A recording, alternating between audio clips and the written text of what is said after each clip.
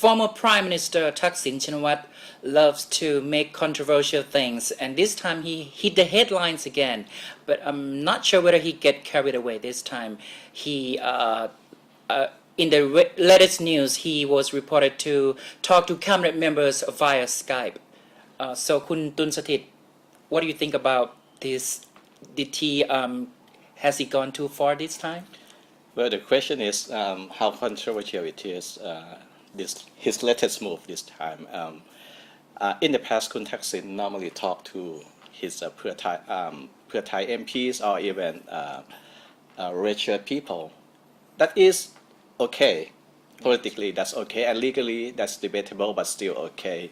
But yesterday, he was said to be talking to cabinet members of the Pheu Thai party. Right. He talked to them through a Skype connection, and not only that, he advised them on economic affairs and national affairs as well. So, is that a violation of the law? People have pointed out to one regulation in particular in the Prime Minister Office regulation, in the law book of the Prime Minister Office. What did he say?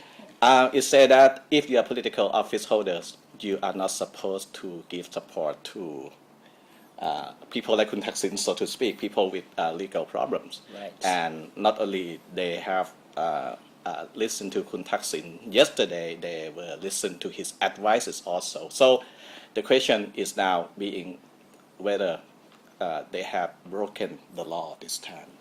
Right. Not just Kun Thaksin, but also the cabinet members. Cabinet members as well. What do you think? Why he took such a risk to, communicate with these cabinet members using Skype? Well, we have heard some stories over the past few weeks or even the past few days. We have heard story about Pheu Thai MPs not so happy with the performances of their own ministers. Right. So a lot of people reportedly made a phone call to Kun Thaksin and complained about this. Shouldn't they talk to Kun Yingluck instead?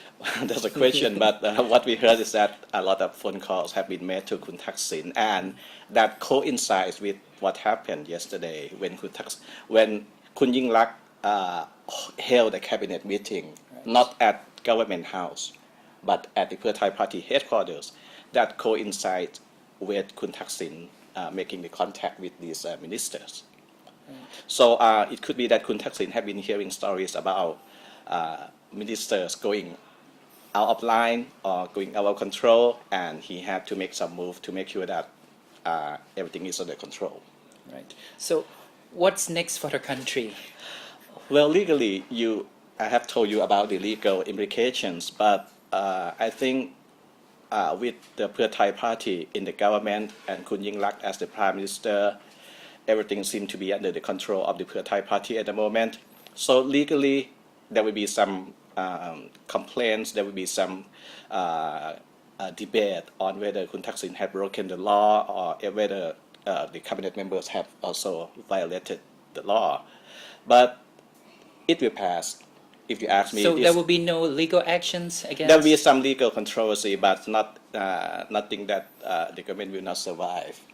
But politically, it's another matter because this Kun Thaksin actions seem to expose Kun Yingluck a little bit more, and it's bring questions about Kun Yingluck leadership and how in control she has been. So it could damage Kun Yingluck politically. The latest move by Kun Thaksin, yes. So, it's very pity that Kun Yingluck is one of the prime ministers that have been supported by a lot of people and received trust from the citizens.